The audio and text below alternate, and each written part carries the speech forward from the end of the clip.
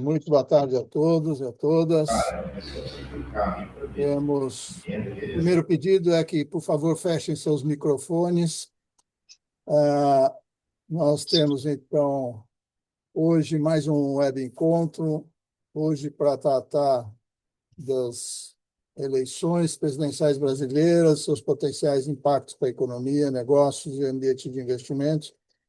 Eu sou Haroldo Levin Neto, estou diretor técnico da PMEC Brasil.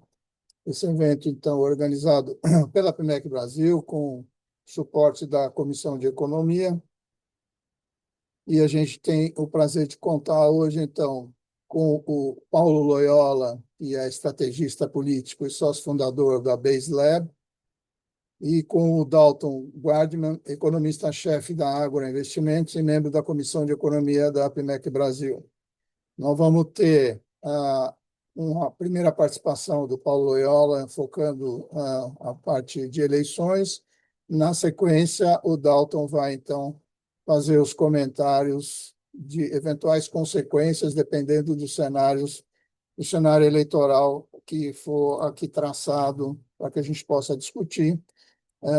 Eu queria lembrar que, ao final, então, a gente vai ter as respostas às perguntas que eu pediria que durante o evento vocês possam ir passando pelo chat e eu vou organizando aqui para passar para eles quando eles terminarem as apresentações. Lembro que vai ser gravado esse web encontro e depois vai ficar disponível no YouTube da PMEC Brasil. E eu, então, passo já de cara a palavra ao Paulo Loyola, já agradecendo aí a sua participação. Por favor, Loyola.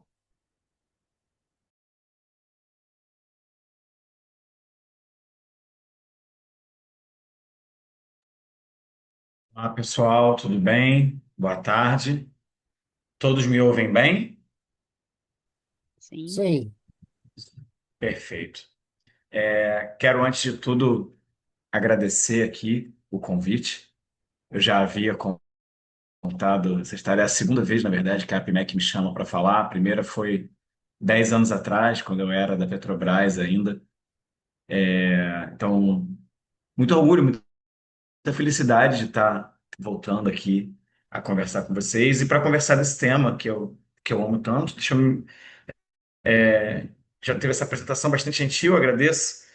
Bem, eu sou administrador de formação, meu mestrado é na gestão pública. Eu estou fazendo trabalho com planejamento de campanha há cerca de 18 anos e estudo internet há mais ou menos 25 anos que eu comecei no curso que a gente chamava Técnico de Processamento de Dados.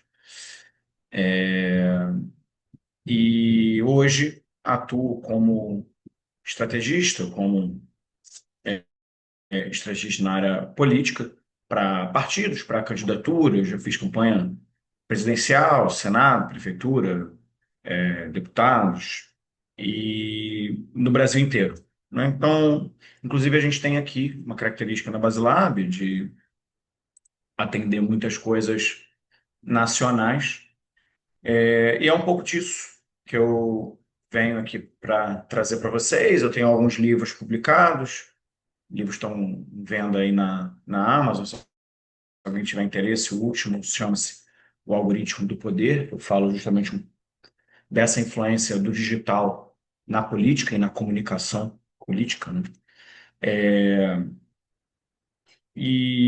Bem, começar aqui com algumas reflexões para a gente fazer sobre esse processo eleitoral, que já estamos razoavelmente próximos. Falta aí 2 meses e meio para a gente começar o período. E a gente tem um conjunto de elementos para falar que hoje eu queria começar analisando a situação de cada candidatura, principalmente desse processo de tem chance de chegar no segundo turno, não tem chance de chegar no segundo turno. Vou falar principalmente sobre as principais candidaturas, sem me ater muito aqui a candidaturas muito menores, tá?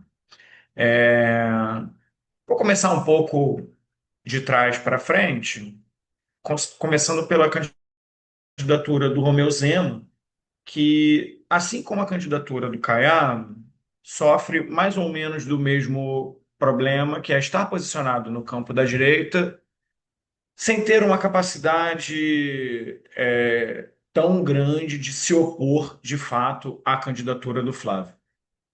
E aí, o que está acontecendo a partir desse momento é que, por exemplo, teve a briga do Flávio com o Michele, teve a relação dele também da crise ali com o Vorcara, e ambos os candidatos ensaiaram subir o tom contra a candidatura de Flávio. Porém, o que a gente viu foi uma capacidade limitada e consequências distintas para os dois candidatos. O Zema foi vetado pelo próprio partido, pelo Novo, de aumentar, de subir o tom em relação ao Flávio. E também ele vem de uma situação de governo não tão boa quanto a do Caiado. Zema não é mal avaliado, mas é visto de maneira regular em Minas Gerais, majoritariamente. Então, diferente do Caiado. Caiado tem uma avaliação muito positiva em Goiás, sai de um lugar muito positivo, com boas entregas na segurança pública. Já o Zema, ele tinha, né? Vinha tendo a simpatia do público, em parte por essa oposição que ele faz à esquerda, ao governo Lula, mas isso se quebra um pouco quando o Zema faz as primeiras críticas, depois ele para de fazer. E isso, inclusive, faz com que o Zema, tanto nas pesquisas quanto no seu processo de engajamento digital, caia bastante. Já Caiado, inclusive apontado aí na última Real Time Big Data como aquele que poderia até vencer Lula no eventual segundo turno, ainda que dentro de uma margem de erro, aparece numericamente à frente de Zema. Como eu já falei, parte de uma base muito boa em Goiás, mas tem muita dificuldade de se nacionalizar. Tá?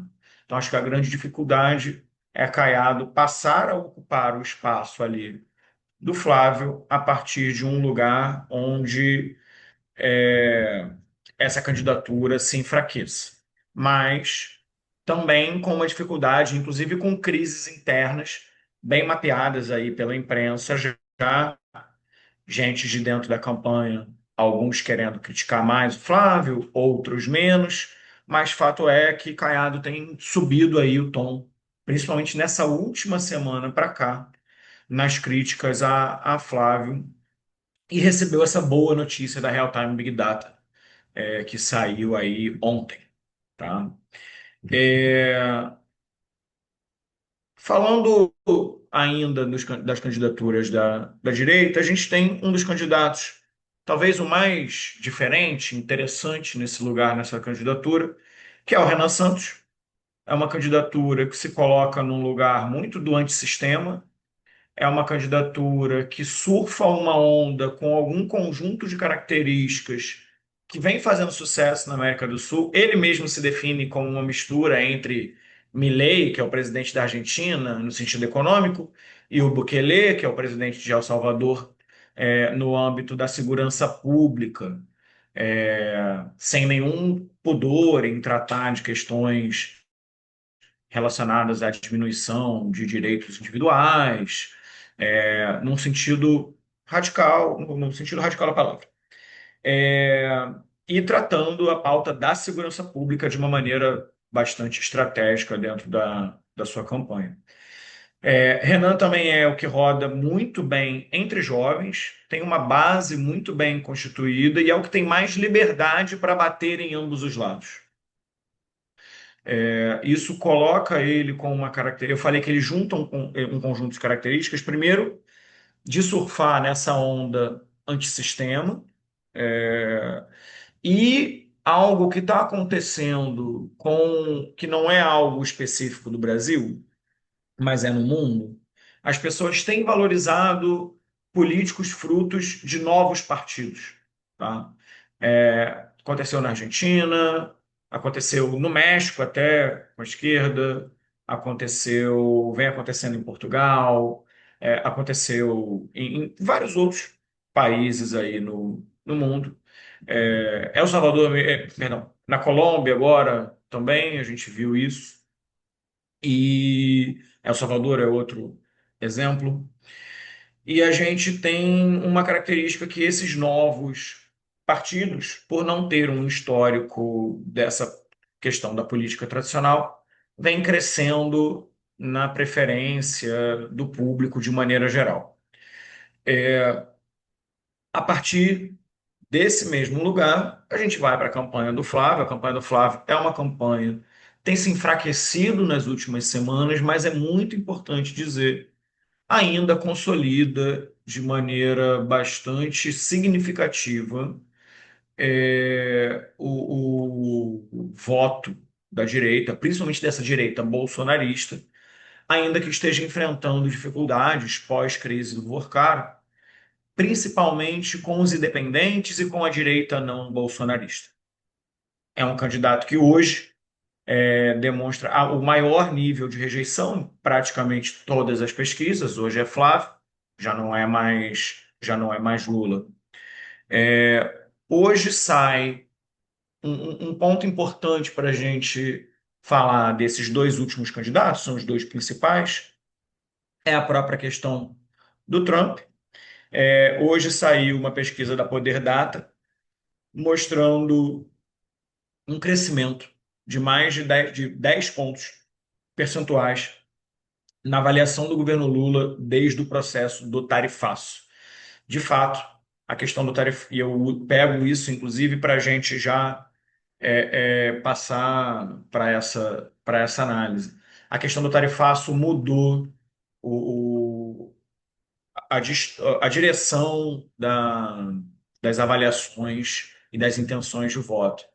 Flávio vinha num crescimento muito grande, Eduardo atua de maneira bastante atrapalhada, isso dito por membros da própria direita, institucionalmente falando.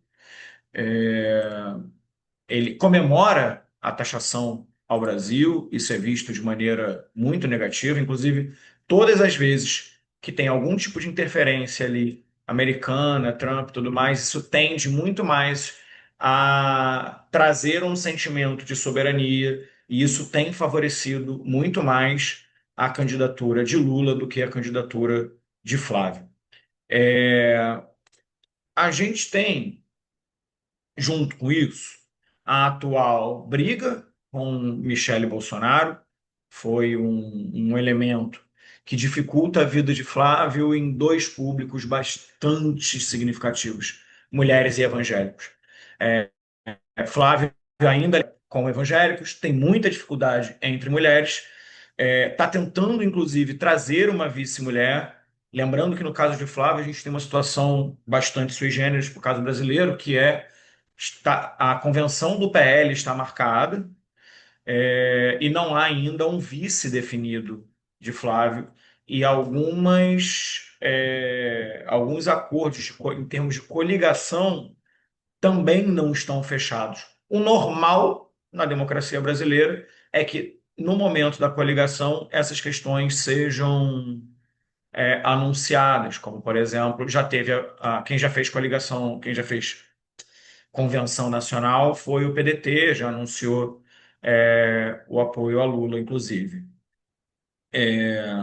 Nessa questão de Flávio, muitas negativas nessa chamada para vice, mostrando aí, e com uma certa tendência, principalmente com progressistas e União Brasil, para fechar de fato um apoio em bloco e partidário ao Flávio, com algum nível de possibilidade desses partidos não entrarem na coligação. E a consequência prática disso é a liberação dos candidatos, e aí quem quiser vai com Lula, quem quiser vai com Bolsonaro, mas também o tempo de TV, que diminui significativamente sem esses partidos. Lembrando que nenhum não está tendo muita dificuldade principalmente a partir do caso Vorcaro, dos partidos deliberadamente apoiarem Flávio. Em relação a Lula, é uma situação também bastante, se não inédita, há muitos anos não acontecia, que é o fato de ser a única candidatura de esquerda hoje colocada no pleito. Você não tem Ciro, você não tem Marina, você não tem outros, Eduardo Campos, você não tem outros partidos que se opuseram ao PT nas eleições das últimas décadas, estão, na verdade, junto com o PT agora, como o PDT, como o PSB, como o próprio PSOL, que lançou candidaturas em algumas das eleições nesses últimos anos, e que agora estão de maneira consolidada ali com Lula. Lula que vem sendo beneficiado pela questão do tarifaço, não só na avaliação pública, mas na aproximação com um público que é muito resistente ao governo Lula, que é o público do empresariado. Esse público vem tendo algum nível de aproximação, principalmente os exportadores, em função do que está acontecendo, das negociações que precisam acontecer. E a Apex está atuando bastante aí, e também a diplomacia brasileira, no sentido de tentar ou reverter ou exportar ou abrir outros mercados. Inclusive, vem sendo reconhecido este governo pelo de fato abertura de novos mercados por parte da Apex para a exportação brasileira, o que foi, inclusive, não sei se uma surpresa ou algo que desfavoreceu essa jogada americana, que era o fato do parque de exportação brasileiro não estar mais tão dependente dos Estados Unidos como já foi no passado. Seja por causa da China, seja por causa de novos mercados abertos, seja por causa do acordo com a União Europeia, seja por causa do próprio fortalecimento e diversificação da economia brasileira. Então, o que eu não comentei é que eu acho que se houver alguma surpresa de chegada nesse processo, eu acho que é o Renan, porque ele consolida bastante ali os indecisos, os nem Lula, nem Bolsonaro. Tem um trânsito muito bom entre jovens, principalmente jovens urbanos e homens. É o grupo central que organiza o Missão e o MBL hoje. E pode crescer como vem crescendo outras candidaturas similares de partidos novos e tudo mais. É uma candidatura para ficar bastante de olho. Inclusive, vem tendo bons olhos do próprio mercado financeiro. Ele mesmo afirmando, aí palavras do próprio Renan, ele mesmo afirmando estar à direita do Flávio. Então, num tipo de mensagem que agrada muito o mercado, de Estado mínimo, de diminuição de imposto, de diminuição de programas sociais. O governo Lula vem se beneficiando de um conjunto de ações também que estão sendo muito bem recebidas por parte da população.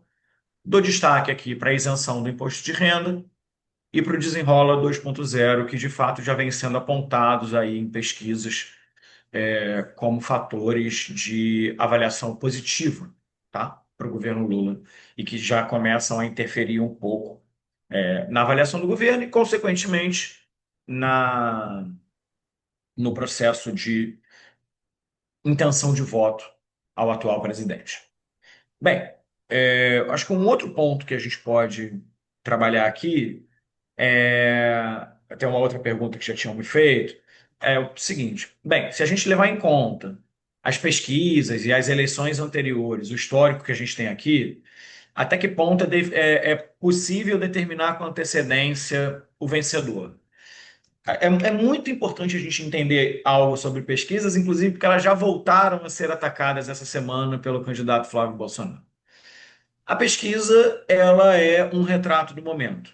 Ela tem variações metodológicas, ela tem variações de tempo, ela tem variações de distribuição, ela tem um grau de validade estatística, principalmente quando você começa a analisar, por exemplo, um erro bastante comum.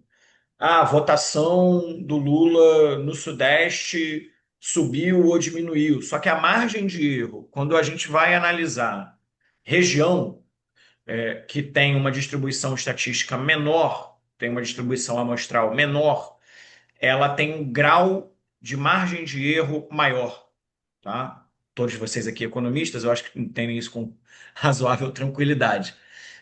Mas o fato é que quanto mais detalhado é a informação, porque as mulheres do Sudeste estão votando menos em X ou em Y. A margem de erro desse tipo de informação, principalmente cruzada, ela é enorme, tá?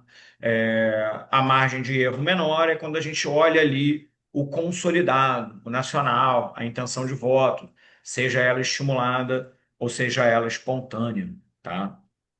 E é muito importante entender que pesquisa é retrato do momento e que a gente vive um grau de conectividade que a gente nunca viveu na história da humanidade, a realidade é essa.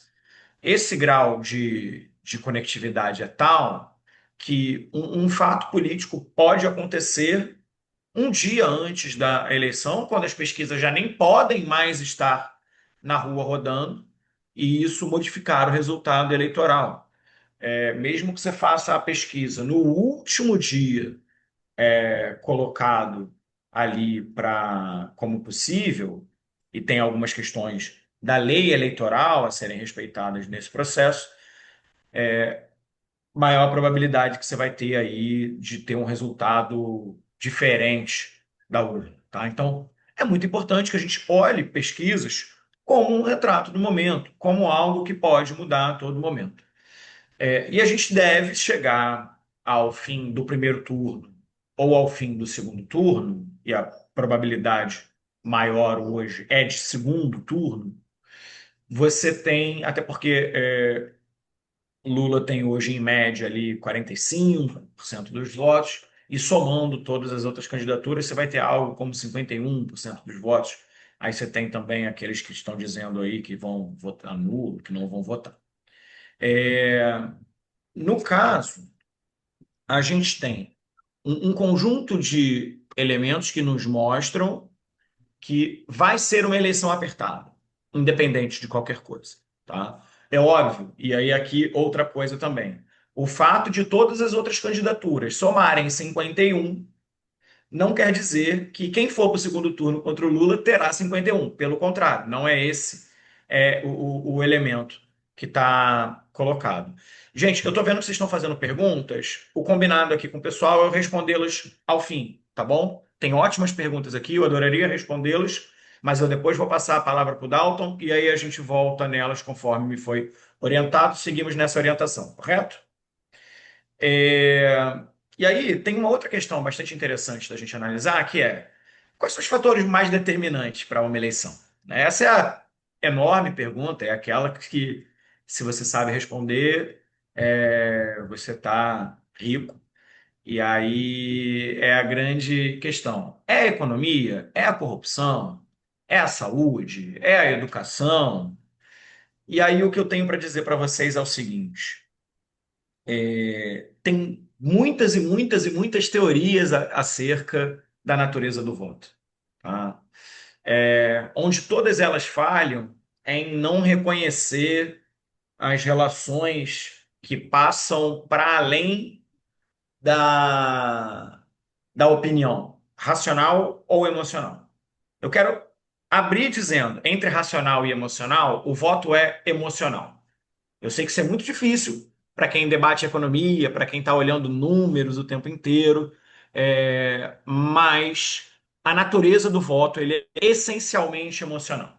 Ou seja, não é o argumento racional em si, inclusive pela natureza do funcionamento do nosso cérebro. Então, não é o argumento racional que faz eu votar em X ou votar em Y. Eu tenho um conjunto de elementos emocionais políticos, ideológicos, territoriais, que mudam de acordo com o gênero, que mudam de acordo com a idade, que mudam de acordo com a religião, que mudam de acordo com o lugar onde você mora, que mudam se você está mais na capital ou mais no interior, se você está mais no centro ou mais na periferia.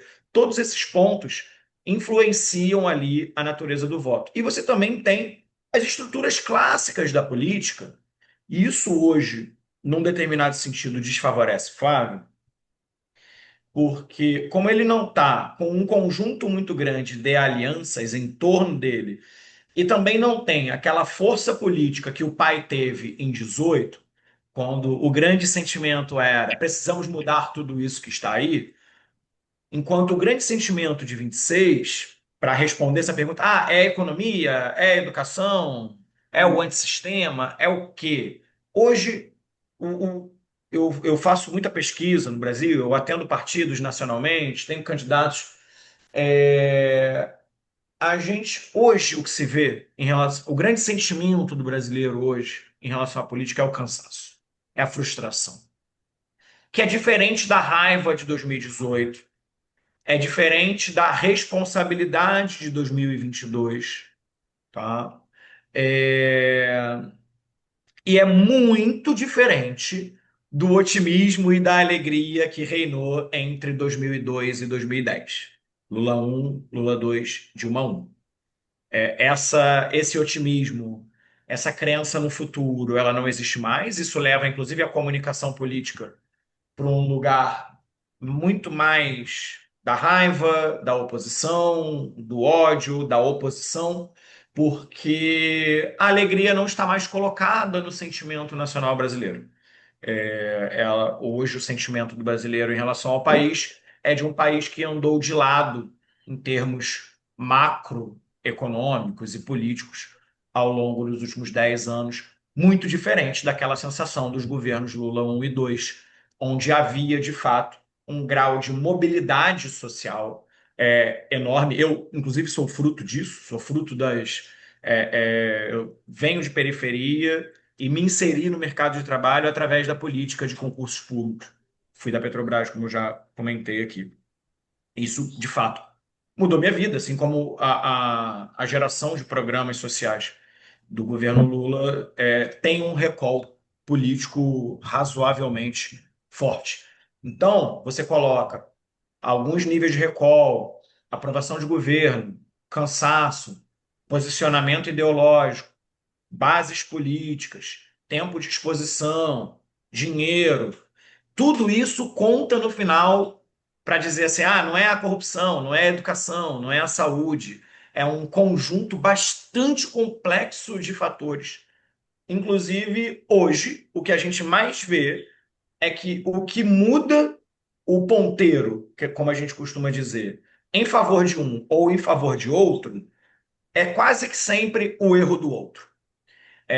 A candidatura de Bolsonaro e depois de Flávio Bolsonaro crescem nas crises iniciais de Lula 3. Vou ilustrar aqui a maior delas, que foi a do Pix, mas não só, né? Todo o processo inflacionário, todo o processo de um crescimento econômico que pode se chamar até de robusto, mas acompanhado de um processo inflacionário bastante alto também. O que, na sensação geral da população, como eu já falei, não gera aquela sensação de mobilidade, portanto, não gera esperança. E o sentimento que gera continuidade é a alegria. O medo te leva a olhar algo novo. A raiva te mobiliza a ir para o novo. É algo entre se vocês pegarem a comunicação do Missão, do Renan, do MBL ao longo desses últimos anos, tá tudo em torno do medo e agora mobilizando para essa raiva de vamos tirar, não vai ser nenhum nem outro. O governo Lula já vem se sustentando nos grandes indicadores econômicos, nos programas governamentais, no pé de meia, no gás para todos, no Bolsa Família, no próprio Desenrola, na isenção do imposto de renda e, principalmente, ainda que não tenha passado no Senado, no fim da escala 6 por 1, que certamente vai ser uma grande bandeira aí, é, do governo Lula.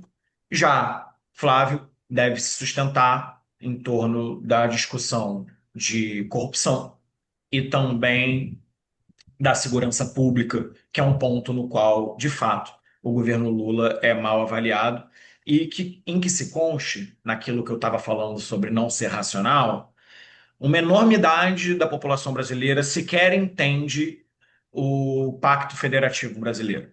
sequer entende que a segurança pública é de responsabilidade do governador, sequer entende qual é a responsabilidade presidencial ou municipal nesse processo. O que leva, inclusive, com que alguns prefeitos até estejam num processo forte de armamento das guardas municipais para tentar também mostrar quão gesta a população esse processo. Isso aconteceu no Rio, por exemplo, é o caso talvez mais No famoso aqui. Rio, no Rio. Ô Milton, seu microfone abriu, querido. É, e aí a gente tem um processo onde, de fato, esses são os grandes temas, né? Corrupção, segurança pública, saúde, principalmente em lugares mais. Eu, nesse momento, estou em Sergipe. Saúde aqui tá pegando muito. Eu tenho cliente também em Rondônia. Saúde lá é disparado o primeiro lugar. Não é em São Paulo, por exemplo, onde eu moro. Então, isso também tem variações locais, tá, gente? Por exemplo, mais uma vez. Aqui em Sergipe, segurança pública não é uma questão. É a capital, eu estou em Aracaju, é a capital mais segura do Nordeste. É uma pauta do governador muito forte. Inclusive, tem o mesmo secretário de Segurança Pública aqui há quase 20 anos, que é uma raridade em termos de gestão pública brasileira. Se você for para o Rio de Janeiro, você vai ver que segurança pública é uma questão enorme, por obviedade até. É, Tem perguntas aqui relacionadas à questão da polarização, e eu queria pontuar isso aqui muito rapidamente, que a polarização de 22 vai ser bastante diferente da polarização de 26. Em que sentido? 22 tinha uma coisa mais internacionalizada, teorizada da polarização.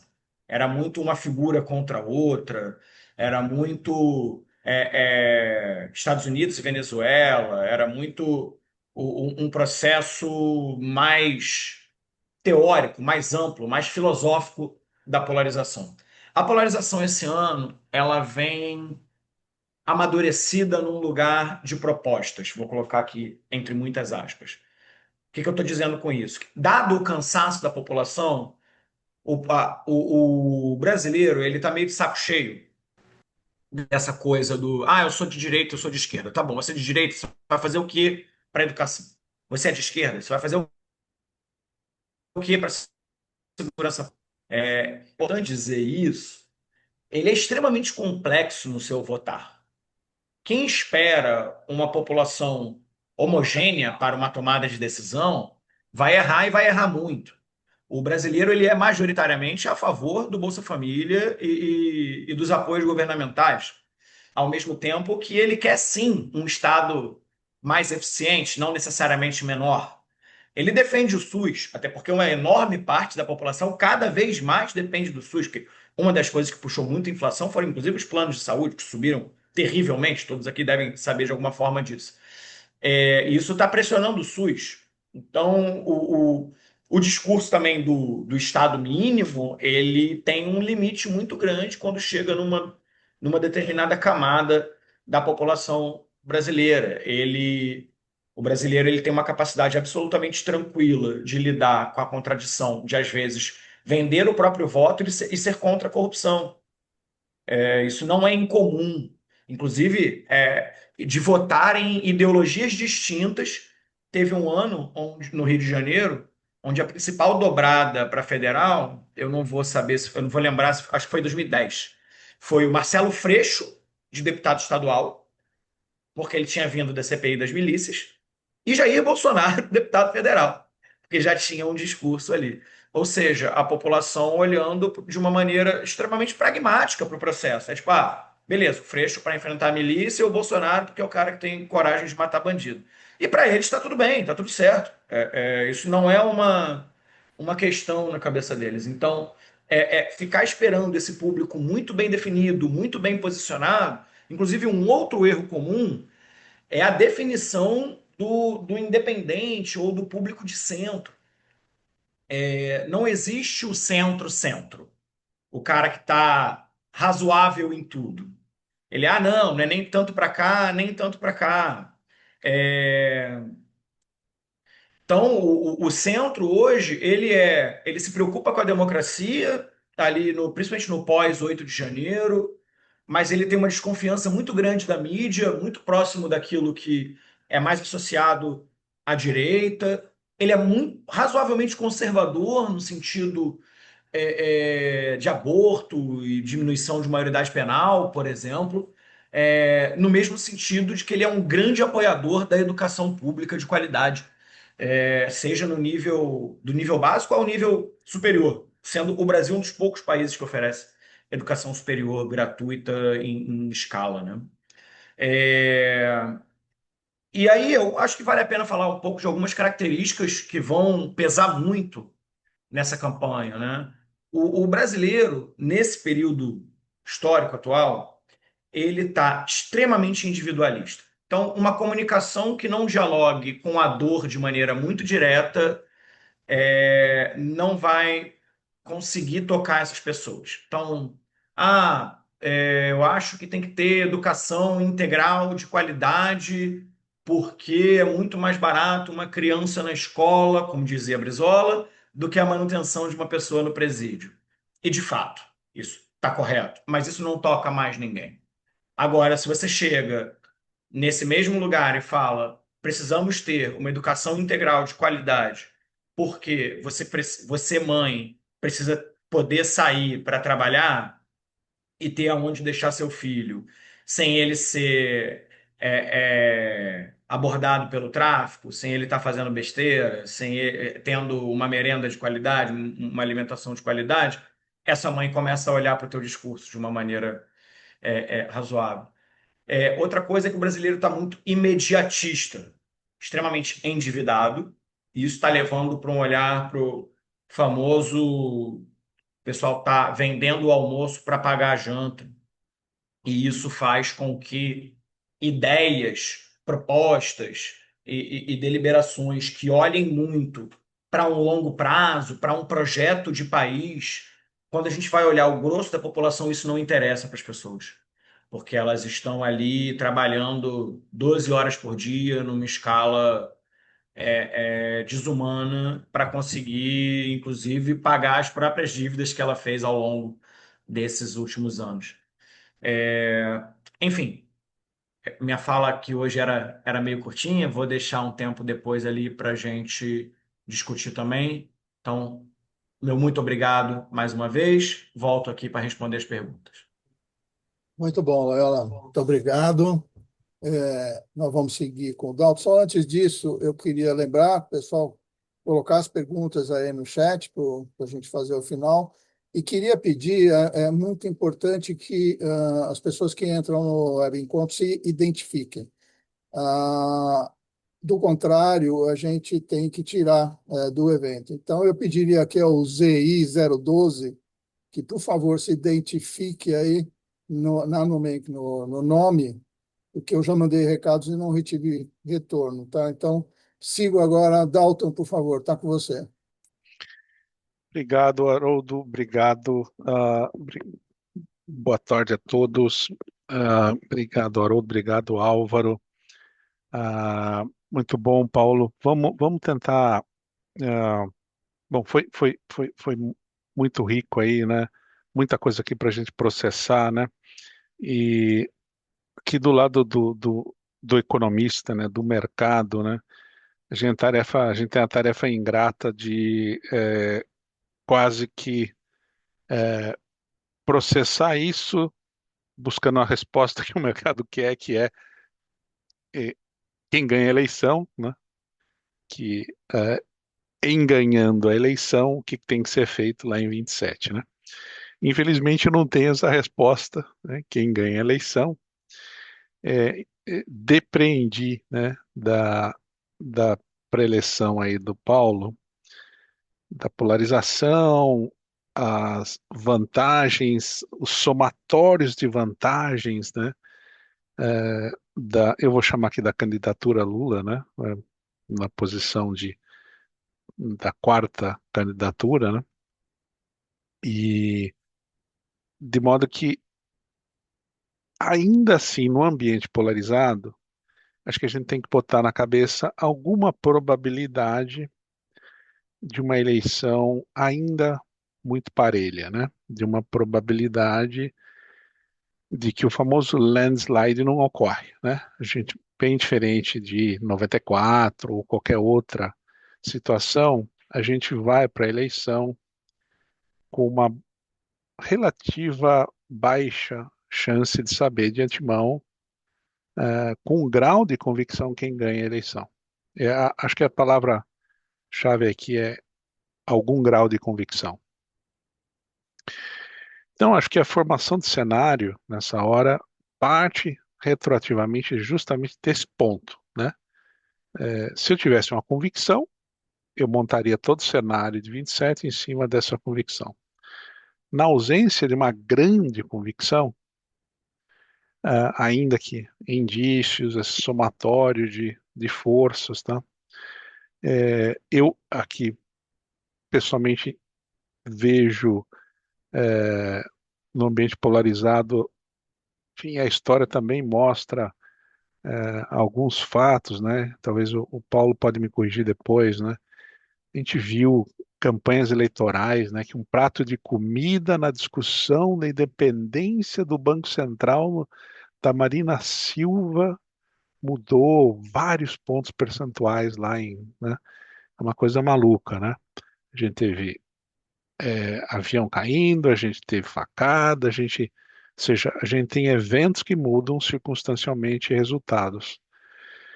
Então, mais bem ainda que a gente não dá para fincar lá, botar um marco de 70%, 80%, talvez 60%, 40%, talvez 55%, 45% para qualquer lado. Tá?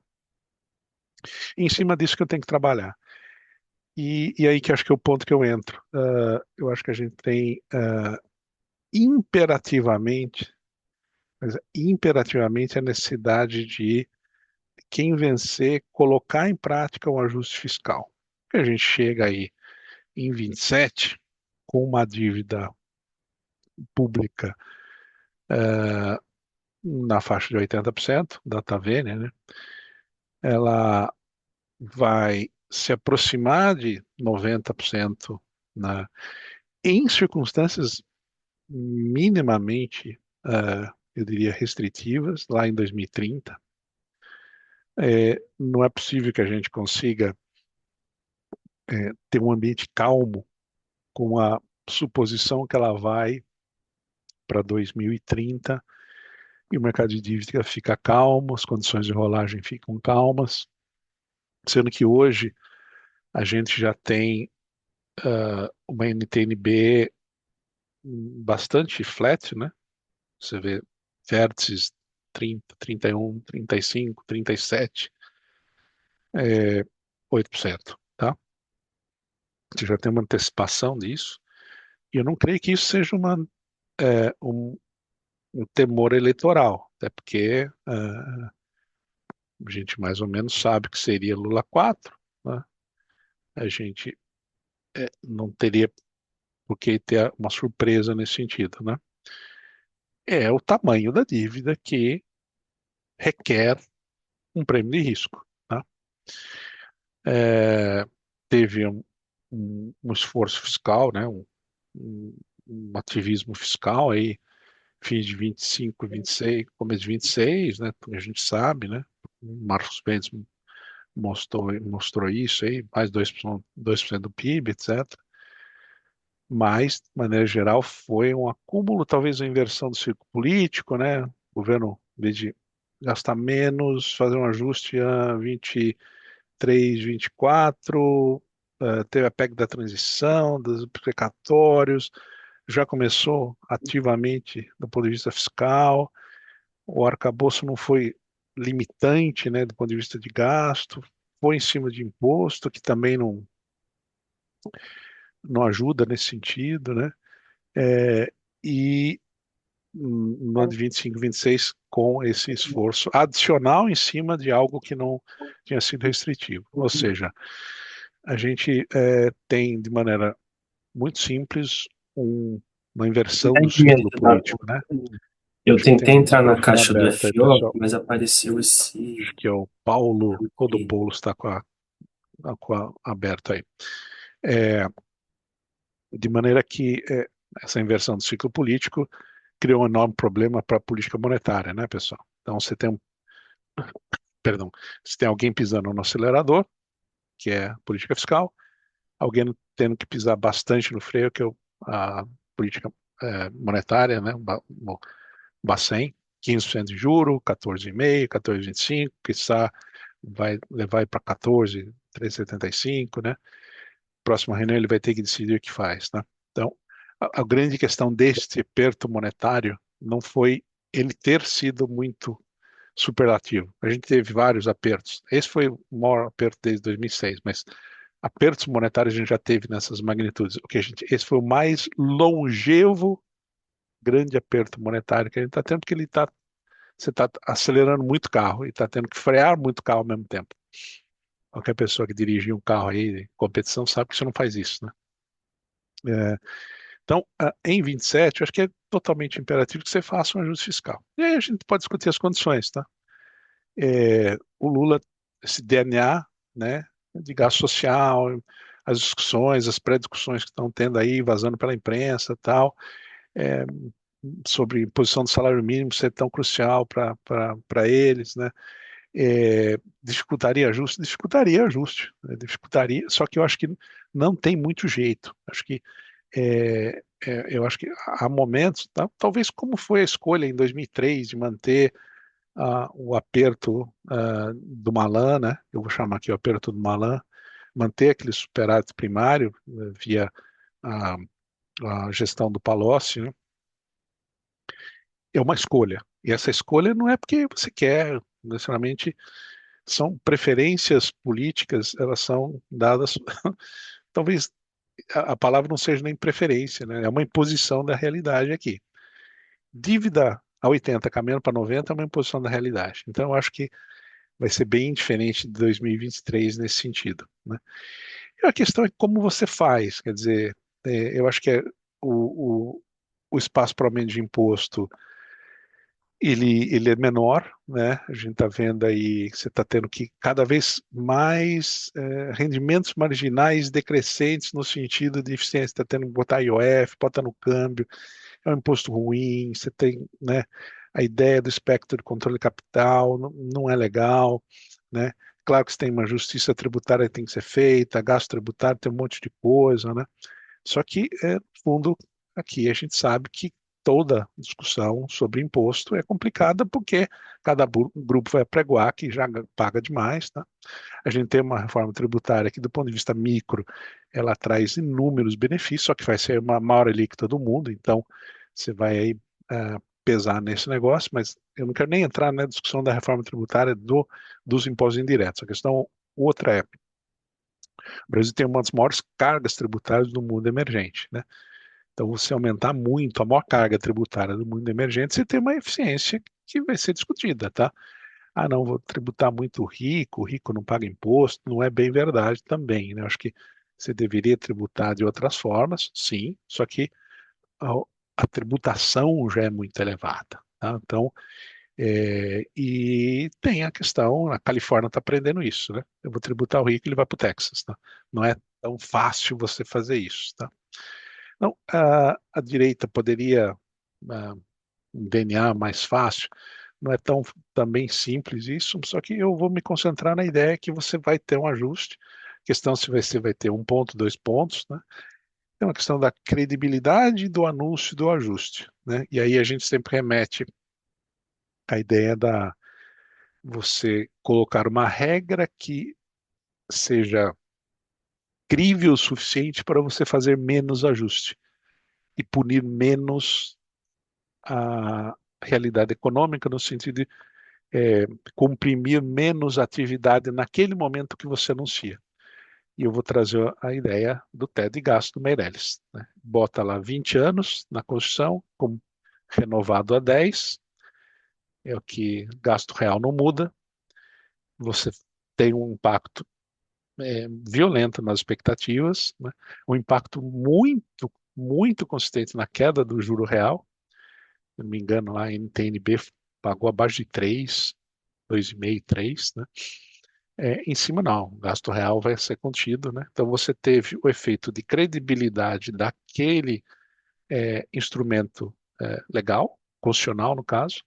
Tinha umas aparas que você tinha que resolver, gasto discricionário vis-à-vis gasto que era dos limites constitucionais de vários outros gastos, tinha que ser reformado, tinha que ter, eu diria, ajustado, tá? Mas qual era o lance? Quando você tinha credibilidade, você poderia impor menos custo à atividade econômica. Então, acho que isso é a história. Se você sempre fica falando, não vou fazer o ajuste, preciso gastar mais, preciso dar mais para o salário mínimo, preciso redistribuir mais, claro que é um discurso bacana, né? E aqui eu não quero entrar nem no mérito, né? Paulo talvez possa explicar melhor isso. É um país desigual, não quero entrar, não é minha competência isso aqui. Só que na hora que você tem esse discurso, do ponto de vista de mercado, peraí, aqui vai custar muito. A teoria econômica é mais clara e eu vou precisar mais ajuste presente, de algum jeito, dado esses últimos 4 anos aí que você gastou mais, teve um impulso fiscal maior, tal. Então, eu entendo que nesse caso você precisa de algum jeito mostrar algum corte, seja regular o BPC, seja o seguro-defeso, seja pelo menos o salário mínimo não ficar. De alguma forma você tem que mostrar algum regramento da Previdência, né? Você vai ter que ter outros novos regramentos da Previdência até para adequar a realidade demográfica do Brasil, né? E você pode fazer militares, tudo mais. Então, emendas lá no Congresso, você tem que fazer um monte de coisa, tá? Quer dizer, e aí o ponto central é esse. Eu acho que eu tenho um otimismo que isso será feito de alguma forma ou de outra, e eu tenho uma baixa visibilidade de como será feito isso em 27. Mas eu tenho algum grau de otimismo que a realidade imporá ao novo presidente, qualquer do lado do espectro que ele seja, a necessidade que ele jogue forte no sentido de ter um plano convincente de 2027 a 2030. E aí, de novo, a credibilidade depende de como você vai exercer esse jogo. Se eu deixar correr, né, eu pago um preço muito caro, porque eu não faço em 27, eu preciso fazer muito mais em 28 ou 29. É, quero perpetuar meu grupo no poder, tal, vou pagar um preço muito caro lá. Me parece que o ajuste já deveria ter sido feito, né? Na medida que você protela, se aumenta ou posterga, você vai aumentando a necessidade do superávit primário para convergir a dívida, né? Que não há dúvida nenhuma. Acho que poucos economistas vão discordar disso, né? Sei que tem outra coisa na cabeça aí. Dívida explosiva, é, você nunca vai trazer juro para baixo, tá? Por causa do prêmio de risco, né? E, e tem impacto inflacionário via a ideia da restrição intertemporal do balanço do setor público, tá? É, basta ver as expectativas, né? Elas estão desancoradas 26, 27, 28, 29. Não é porque o mercado financeiro é chato, pessoal é anti-PT, anti-Lula, não tem nada a ver com isso, né? É que você tem uma dívida muito grande, você precisa de um ajuste, você precisa ver algum tipo de ação objetiva nesse sentido, né? E no momento, a gente sempre tem uma campanha eleitoral, né? Uma campanha eleitoral nunca foi no Brasil um momento de discutir ajuste, né? Se não discute ajuste, aí o Paulo me corrija, né? Quer dizer, como que a gente vai falar, vamos ter um ajuste? Prometo fazer um ajuste. Não, parece algo, né, oxímoro, né? No político, o frio quente, né? O político prometendo um ajuste numa campanha eleitoral, não consigo entender essa. É da natureza humana, da natureza da política e tudo mais, né? O fato é que a gente sabe que há momentos que você tem um momento de campanha e um momento do pós-campanha, né? Já no bolo de noiva, o mundo vai mudar lá. Bolo de noiva é lá em Brasília, né? Bolo de noiva só quando tem a transição de poder, né? Se você não muda, não tem bolo de noiva, acho, né? Não tem. É, eu, o fato é que esse, esse, esse, esse desejo de ajuste não é bem um desejo, é uma imposição. E quanto que é esse tamanho de ajuste, né? A gente pode brincar com os números, né? Brinca com o crescimento, né? Você bota um crescimento de 2, é uma coisa, você bota um crescimento de 2,5 a outra, você bota um crescimento de 1,5 a outra, né? Agora, dificilmente a gente abaixo de 2,5 pontos percentuais superado primário, e é muita coisa, né? Então, a gente está lutando para ter um superávit minimamente perto de zero, né? Para ter um superávit mínimo, né? A gente não está conseguindo, está usando alguns subterfúgios aí, com muita ação em banco público para algumas desses programas, né? De novo, a grande questão, né, é a escolha do orçamento, né, que essa é uma outra discussão que vai ter que ser feita, né, que não, né, quando ficar claríssimo que a gente precisa fazer o ajuste, né, a gente vai ter que deixar ainda mais claro as escolhas públicas, né? Será que eu preciso financiar isso, ou preciso financiar A, ou preciso financiar B? Então, será que esses salários aqui são justificados? Será que isso aqui Zona Franca de Manaus? Todas essas coisas que acabam sendo, ao longo de décadas, né, gasto tributário. A gente pode fazer uma lista aqui, podia botar uma planilha aqui com um monte de coisa, né? Em cima do mundo que está se revolvendo, né? Quer dizer, inteligência artificial, base de arrecadação, é, o, eu vou chamar de uberização, mas, enfim, você está mudando as bases de arrecadação de importantes impostos, né? Isso vai mudar mais ainda, né? Se a gente imaginar esses impactos todos de IA, né? Então a gente está tendo que meio que arrumar a turbina com o avião andando, e eu não estou nem imaginando isso. A gente tem que fazer o básico anterior a isso, que é aumentar. Eu acho que aí aumentar o superávit primário, e nessa hora não tem muito jeito. Perdão, gente. A gente a gente deixou, a gente optou até agora, né, nesses últimos 3 anos e meio, vamos tentar aumentar o imposto, né? Não houve corte substancial de gasto. Eu acho que o texto do Alesina, literatura econômica, mostra que sustentabilidade e ajuste fiscal tem que ser contemplar também gasto, né, senão não tem sustentabilidade. Particularmente no caso do Brasil, a gente tem que discutir algumas regras constitucionais de gasto, de educação, saúde. Não, talvez não é nem gastar menos, mas como que você adequa isso ao longo do tempo, né?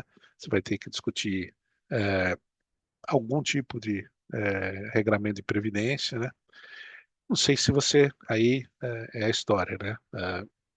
Do ponto de vista de impacto, né? Maquiavel, né? Faz tudo agora, né? A história mostra a complexidade de fazer isso, vetos cruzados, né? Que ciência política mostra como é complicado isso, né? Mas você vai ter que ter um plano condizente, né? E quanto mais crível ele for, menos impacto você tem na atividade, porque a ideia o sonho, né, de todo economista é fazer um ajuste que seja tão crível, que traga a tua taxa de juros para baixo tão consistentemente. Acho que essa história do famoso expansionary fiscal adjustment é um ajuste fiscal expansionista. Eu acho que lá no início da década de 90, na Suécia, né? A Suécia tinha um descontrole fiscal, país nórdico, bacana, fez tudo bonitinho, fez o ajuste fiscal tão crível que a taxa de juros baixou tanto e ela não teve recessão. Vira um caso magnífico de expansionary fiscal adjustment. É um caso que você não teve recessão mesmo com ajuste fiscal forte, né? Só que tem que ser extremamente crível, né? Eu prometo isso e as pessoas tinham que acreditar que você ia fazer isso no ano 1, 2, 3, 4, 5 lá na frente. Mas teria que ter outras condições, tal. Eu acho que aqui a gente vai depender muito, né, de você ter um presidente alinhado com o Congresso. Minha percepção é que você vai ter Congresso. No caso atual, hoje, você tem um governo que tem uma oposição muito forte. Se vencer o mesmo governo, a oposição vai continuar muito forte. Se vencer a direita, aí você pode imaginar que possa ter alguma afinidade, mas ainda o Centrão é um, um caso bem específico do que pode se desejar de ajuste fiscal, né? Claro. Mas o fato é que o mais desejável de todos os elementos seria esse anúncio crível no momento T, que contemplasse corte de gasto. Tá? Acho que o tempo está chegando quase ao fim, devo ter mais 2 minutinhos aí, Haroldo. Né? E não acho que a gente pode, eu acho que a gente não tem muito, como eu disse, né? E eu repito aqui várias vezes, a gente não pode contar com a taxa de juros caindo substancialmente. Não, a inflação cai, a inflação vai cair 1 ponto, né? 1 ponto e pouquinho. Daí a taxa de juros despenca. Não, a taxa de juros não vai despencar para 7%, não vai despencar para 9% sem o ajuste fiscal. Então, a ideia é que a gente momentaneamente está em incertezas eleitorais, depois o juro cai, isso nos trará crescimento e os problemas fiscais vão embora. Nada mais enganoso. Tá? A gente piorou um pouco a dinâmica fiscal pelo tamanho da dívida, e a gente precisa fazer uma intervenção no domínio fiscal, que é uma série de anúncios fiscais, eles precisam ter uma intervenção. Preciso gastar menos aqui, preciso ter uma nova regra fiscal da Previdência, preciso ter uma nova regra fiscal de gasto da educação, e preciso ter um controle mais efetivo de emendas congressuais, né, impacto, né, a Espanha lá, concertação, foi um exemplo no passado, tudo mais, você tem que ter um controle mais efetivo, crível, e acho que o primeiro semestre do ano que vem vai ser um grande divisor de águas, pro bem e pro mal, posso estar completamente enganado, né, tudo leva a crer que numa curva de juros que te pressiona a fazer isso, né, e aí eu nem entrei no assunto, na Haroldo, preciso mais um minutinho aqui. Nem entrei no assunto. Quer dizer, o cenário internacional até agora está benigno. Né? O cenário tem guerra, Irã tal, só que o dólar está 5, 5,10. Está 5,05, não sei o quê. Espirrou, foi para 5,20 e voltou para 5,10, abaixo de 5,10. Né? Numa condição benigna ainda. Tá?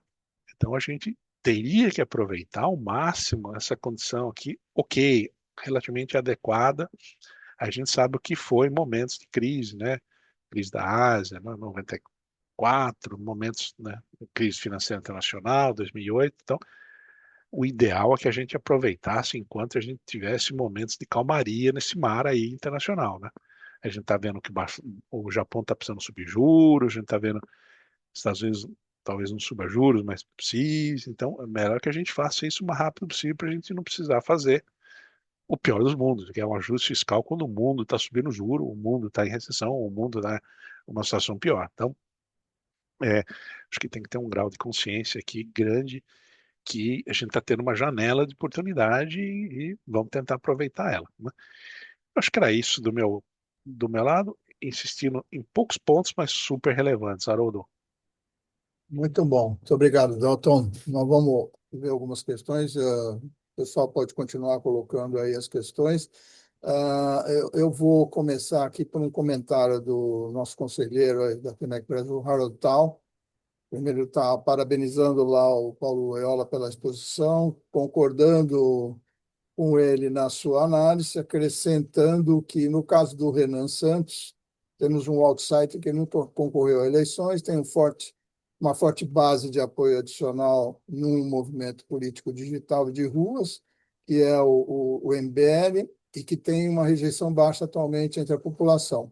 E aí está meio que afirmando, quer dizer, pode ser, então, a grande surpresa, quer dizer, o Loyola já comentou um pouco sobre isso, talvez aprofundar um pouquinho mais. E aqui eu me lembro, quer dizer, estava aqui pensando também, né, que a gente acaba conhecendo os planos desses candidatos à presidência praticamente em cima da eleição, né? Pelo menos o grande público fica conhecendo muitas vezes por conta das dos debates e que nem sempre são bons, né, para se conhecer esse tipo de coisa. Então, Loyola, se você quiser começar por aí e até voltando depois para o Dalton, Dalton, se você tem algum conhecimento de que rumo pode estar realmente tomando, se a gente tiver esta possibilidade, se você tem alguma coisa a comentar, mas começaria com o Loyola, por favor.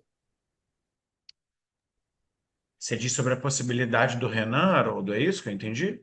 Isso, essa afirmativa Ah, do Harold, do tá bom. Renan, e se realmente tem mais algum conteúdo aí que você pode agregar nesse seu comentário sobre o Renan? Talvez só reforçar mesmo. É, dado o cansaço, dada a frustração, dado esse conjunto de sentimentos aqui que a gente está vendo, isso abre campo, isso abre espaço. Ao mesmo tempo que tem muita gente que fala que o Renan é um candidato para 2030, que é uma fala normal para candidatos que estão ali crescendo. Eu já vi muito pesquisador de qualitativa falar que ele é visto como radical quando as ideias dele são apresentadas para um público mais amplo. Ao mesmo tempo, de fato, a rejeição dele é uma das menores, mas também está muito atrelada à falta de conhecimento do grande público. Se for comparar rejeição e conhecimento, a rejeição dele não é baixa, a rejeição ao MBL, à omissão não é baixa, ainda que tem uma dificuldade, tem muita coisa que se restringe ao mundo político, né? Que não são tantas pessoas assim. Agora, essa questão de ser de um partido novo, de ser, não do partido novo, de um partido novo, de ser ele não é exatamente jovem, mas também não é um cara que esteticamente parece ser uma pessoa muito experiente da política, isso tem algum nível de valor para o público. E eles jogam Missão, né, como partido, eles no sentido Missão, MBL, Renan, esse grupo, jogam a metáfora do futebol seria com a regra embaixo do braço, porque eles vão de maneira muito direta naquilo que é a opinião da maioria da população, sem muito medo de radicalizar nesse processo.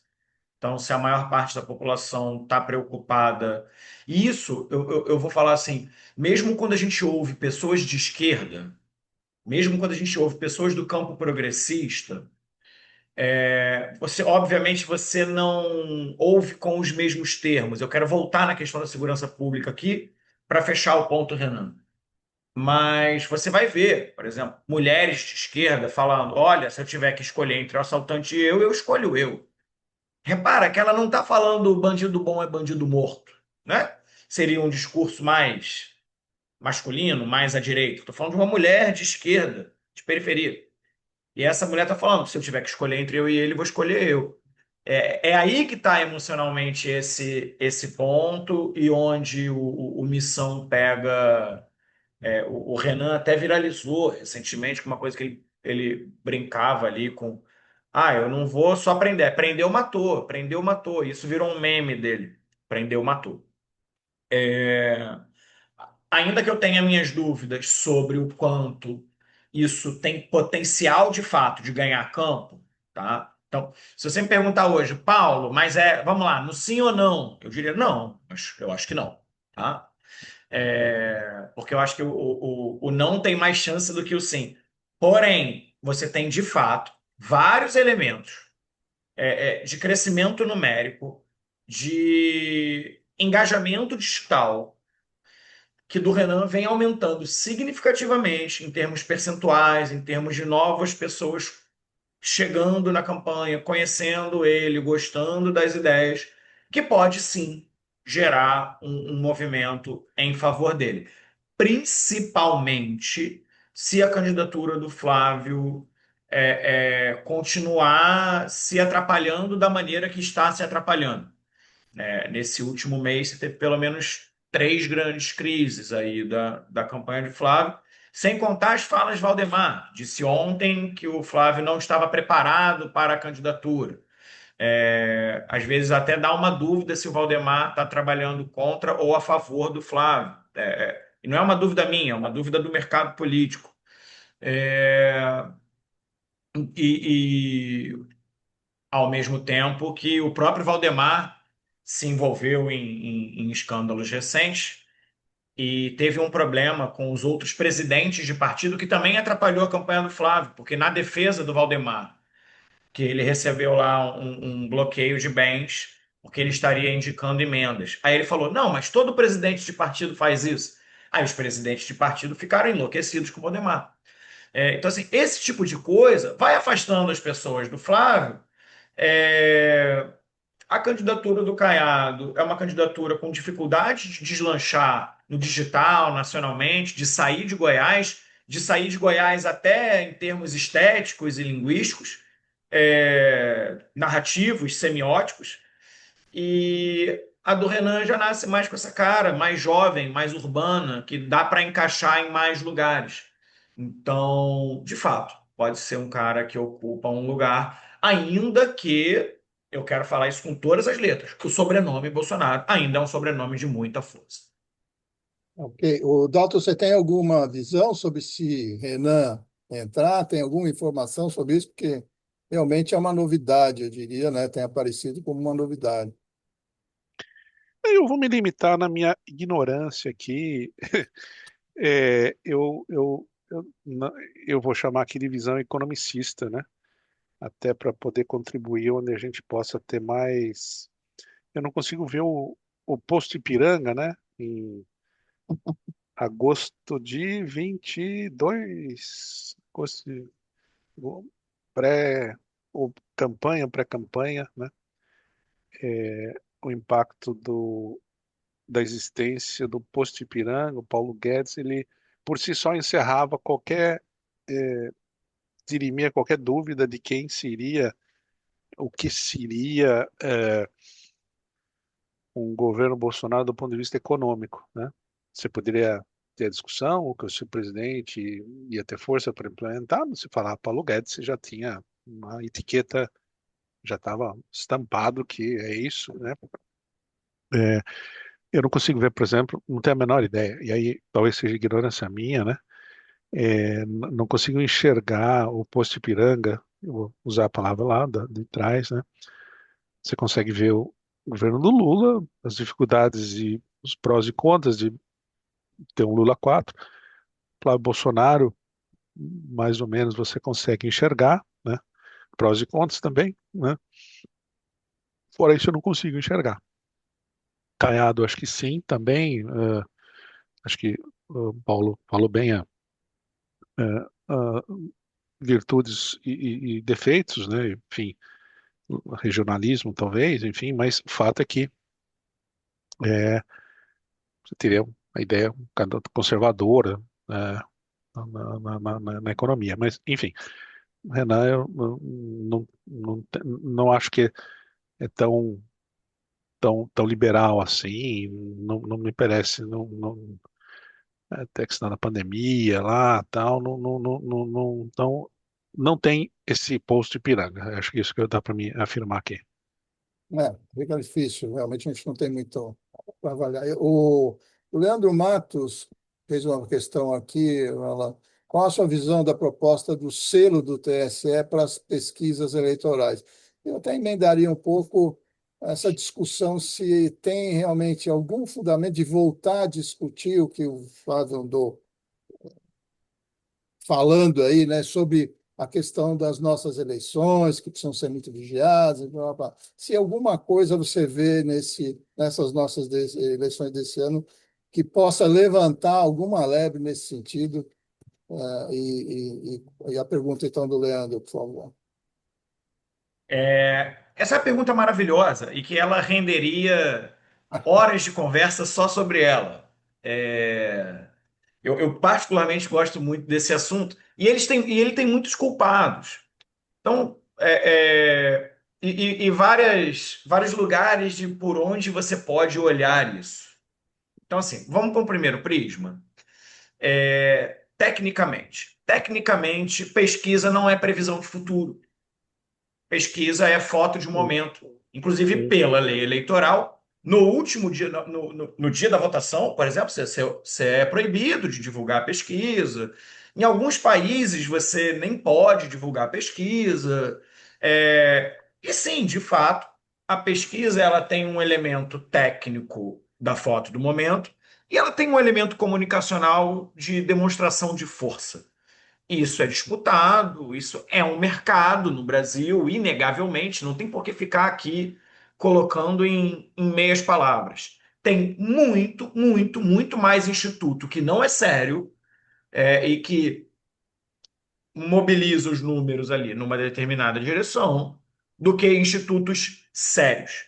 E aí a gente tem um outro problema que são, mesmo os institutos sérios se colocaram num lugar problemático, que eu fui o que mais acertei, eu fui o que mais chegou perto, eu fui o que mais conseguiu prever melhor. Indo contra a própria natureza colocada no sentido constitucional da pesquisa, que é de entregar a Uhum. foto do momento. Então, se você entrega a foto do momento e você acerta para 2 dias depois, e você passou 3 dias capturando aquela informação, você está comemorando uma previsão no futuro. Se você está comemorando uma previsão no futuro, é razoável que as pessoas comecem a olhar e analisar as pesquisas como uma previsão do futuro, que elas não são. Então, os próprios institutos têm a sua parcela de culpa nesse processo. O ataque às pesquisas faz parte de uma estratégia que não é só brasileira, não é só do Flávio, ela é de todo esse movimento que tenta surfar nesse lugar antissistêmico, que surge a partir desse lugar, onde você tinha no Brasil 7 famílias que se sentassem numa mesa e dissessem que esse fundo atrás de mim é azul, ele era azul, que ia sair em todas as redes de TV, em todas as rádios, em todos os jornais impressos, que isso aqui era azul. Isso era dominado por 7 famílias. Agora você tem um jogo com interferência de Big Tech, com interferência internacional, com geopolítica, com grana, com todo um novo movimento de novos atores que você matou os antigos porteiros de conteúdo. Já não é mais o William Bonner te dizendo o que é verdade, o que não é verdade. Então, este conjunto de elementos, nesse momento histórico, de fato, torna a questão da pesquisa ainda mais sensível e problemática. O que é utilizado por candidaturas, principalmente candidaturas que não estão num momento bom, como a do Flávio, isso está sendo apontado em algumas pesquisas. Foi apontado na Quest, foi apontado na Atlas, foi apontado em vários grandes institutos, mostrando uma queda do Flávio a partir das últimas crises, Vorkar e Michele, principalmente. Vou botar Vorkar, Michele e Valdemar. Agora, ao mesmo tempo, você tem uma tentativa de um cara que foi colocado no STF pelo próprio Bolsonaro. Isso é importante ser dito, porque acho que cada vez está mais claro a questão do esse desmanche da imagem do STF como algo técnico e isento e tudo mais, onde pode estar tendo algum tipo de há no mínimo uma certa tendência aí do campo que o colocou neste lugar de fazer esse questionamento às pesquisas. Tanto que Flávio, ontem, volta a atacar as pesquisas, como faz todas as vezes a candidaturas mais ligadas à direita quando estão em momentos ruins da campanha. E aí, não só a questão do selo, né? A questão do selo tem um ponto, e aí agora tem uma outra modificação que foi proposta, salvo engano, hoje, que é de divulgação da amostra dos locais aonde vai ser capturado para onde os pesquisadores vão. O que vai ser uma festa para quem faz campanha. Porque você imagina, você vai colocar lá, não, o meu pesquisador vai estar na rua tal. legal, eu vou pegar 10 caras, vou botar em torno dele ali, essa pesquisa não vai sair nunca. Então, assim, do ponto de vista técnico, é uma loucura. Agora, do ponto de vista narrativo, de disputa da percepção do público, na cabeça de uma pessoa leiga, a pessoa olha isso e fala: "Ah, muito razoável a pessoa divulgar aonde ela vai pesquisar." Só que a aplicação prática ela é impossível. E o selo de verificação, para mim, é uma ideia muito ruim. Inclusive, eu faço parte hoje da maior associação de profissionais de marketing político brasileiro, que é o CAMP, que inclusive soltou uma nota contra essa ideia do selo, porque ela desvirtua o próprio conceito, a própria ideia, a própria utilidade da pesquisa, ainda que, volto ao meu ponto inicial, os próprios institutos, ao celebrar seu grau de acerto, também tenham grau razoável de responsabilidade por essa percepção pública. Ok. Eu acho que se fosse para divulgar os locais, devia ser o pós, né? Aonde você fez, mas nunca Não, dizer mas onde isso você é, vai. isso é divulgado. Mas Não, isso aí é então, divulgado. até aí ok, né? Tá perfeito. Vamos lá, a gente não tem muitos mais minutos, mas eu vou aqui colocar algumas questões. O Jorge Moura, parabenizando aí, Dalton, pensando em um cenário onde o ajuste fiscal falhe e não ocorra efetivamente, como você avalia a capacidade do Banco Central de manter a inflação ancorada sozinho? Existe um risco de enfrentarmos uma deterioração macroeconômica? Boa. Jorge, essa pergunta, deterioração econômica, podemos definir ela claramente. Bom, o Banco Central ele consegue, até porque a dívida é prioritariamente local,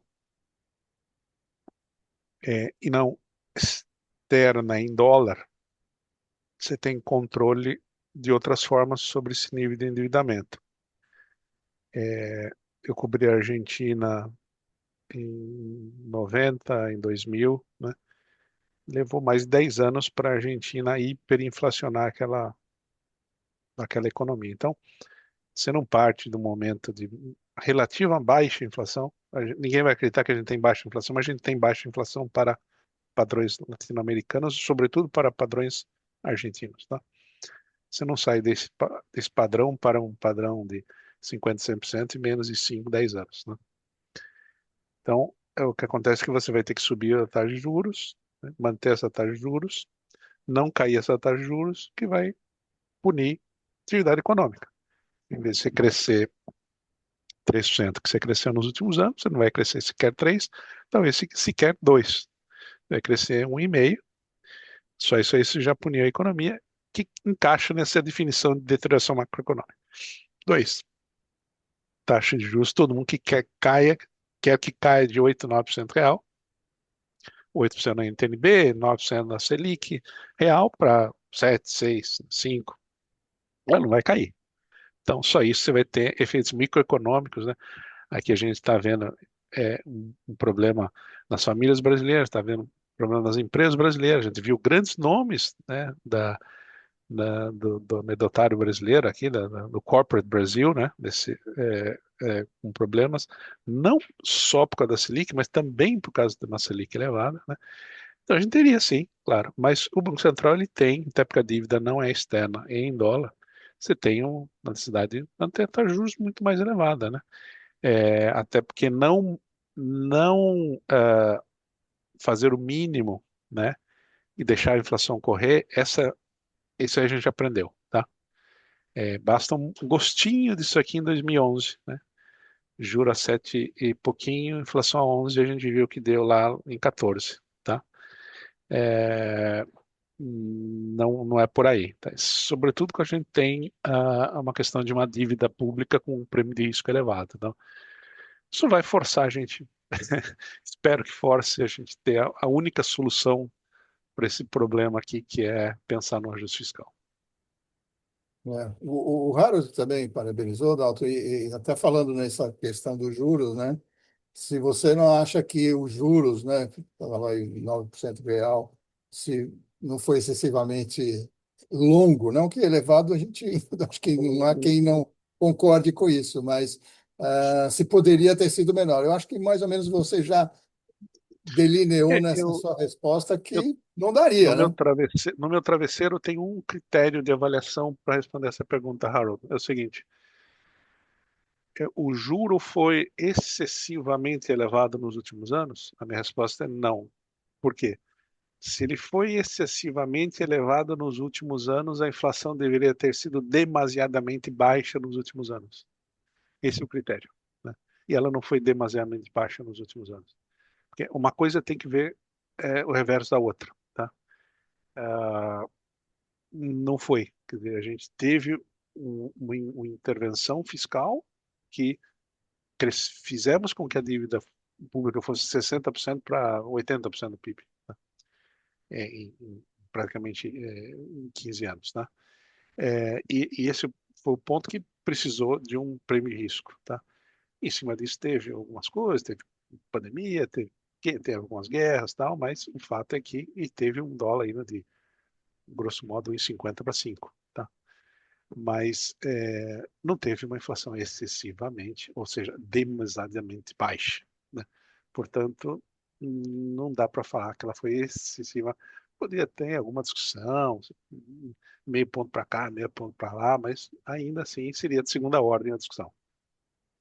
Muito bom. Eu vou fazer uma última questão para os dois, vou começar a ouvir o Loyola, e para depois a gente ir para o encerramento, que é a influência eventual, né, das eleições americanas nas nossas eleições e da própria atuação do presidente americano em tudo, né, na economia, na tentativa até nas próprias eleições. Queria ouvir um pouco a opinião de vocês para a gente ir para o encerramento. Começar com o Loyola, por favor.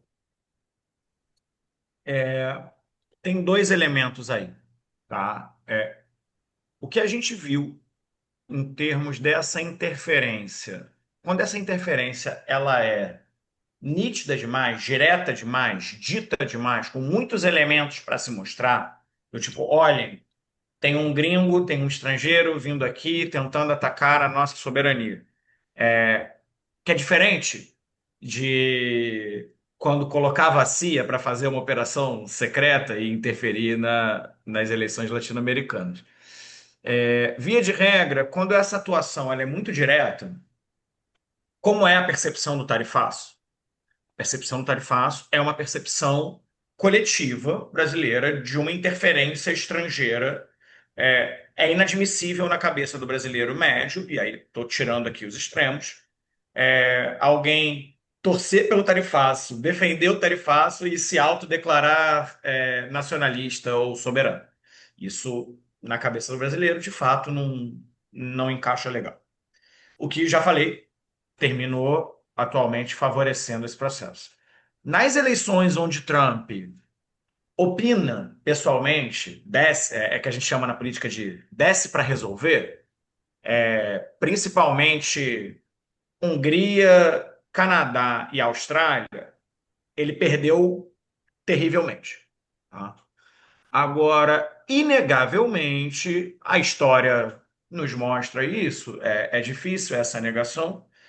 A onda atual de direita na América Latina, Peru, Colômbia, Equador, Argentina, Bolívia, Paraguai, é, é, e a própria intervenção na Venezuela, que não foi nem um pouco sutil, é, ela obviamente tem elementos aí e influência americana. De financiamento, de apoio, de estratégia, de percepção pública. A gente aqui na América Latina é extremamente influenciado de maneiras que a gente não consegue sequer entender pela política americana.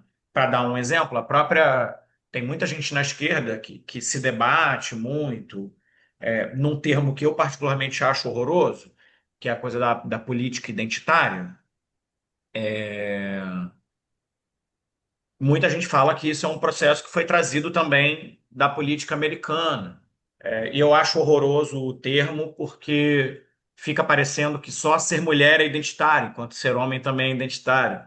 Que só ser negro é identitário, enquanto ser branco também é identidade. O Missão está aí para provar. O Missão talvez seja um dos partidos mais brancos de maneira geral, que ser empresário também é identidade, que ser Uber é identidade, que ser evangélico é identidade. Então, quando a gente fala identitário e conecta só a mulheres, a negros, a população LGBT, isso me parece tecnicamente um erro, tá? Só queria explicar um pouco isso. Mas, de fato, tem uma influência muito grande americana na própria montagem da estratégia, das pautas e das prioridades no campo progressista também. Não é uma exclusividade da direita. É, e aí, só para finalizar esse ponto da influência, me parece que se ela for sutil, ela termina por ajudar a direita. Se ela for, como está sendo a questão do tarifaço, com aquela fala do Rubio. É isso. O Rubio fala que o tarifaço do Brasil é porque o Lula se comportou mal. Aí, 3 dias depois, os Estados Unidos vão lá e colocam uma taxa de 50% no Canadá. Então, assim, no nível de conectividade atual, é difícil as pessoas não perceberem determinados movimentos, né? E, obviamente, também na campanha essas coisas vão aparecer em peças de TV, em jingle, em inserção de rádio, em rede social, em tráfego pago, em influenciador, na militância. Então, a coisa ganha uma outra escala. Ok, Dalton, qual é a sua visão aí? Eu acho que tem uma ação na América Latina inteira deliberada, né? A gente viu aí na Milei, para com o Milei, para com outros países aí, né? Eu acho que não é diferente no Brasil, né? Não está sendo soft, como o Paulo falou, na Venezuela, claro. Eu tenho dúvidas da extensão, ou efetividade aqui, tá? Tarifa você tem, já começa a discutir se foi efetivo, né? Então eu tenho dúvidas da efetividade, até porque eu não sei, os grandes eleitorados se acabam internalizando isso no voto, né? O Paulo falou também, né? O voto emocional, se imaginou internalizar isso? Acho que você consegue entender que a taxa da blusinha, né? Mas ficou mais caro eu comprar um Badulac chinês. Consigo entender isso. Agora, associar isso ao Trump como uma ação direta contra o governo, eu já me já começo a ter uma ideia que na população não tem uma ilação direta assim que possa ser feita. E claro, a não ser que o Trump parta para outras investidas, outras coisas. Então, eu deixo bem aberto esse ponto aqui. Muito bem. Eu queria pedir só para o pessoal abrir um pouco as câmeras, a gente poder ter uma foto aí de quem está participando. A Fabiana vai providenciar. Eu não sei no meu aqui, Fabiana, está aberto o do Dalton. Eu não consigo ver todos. Como é que fica?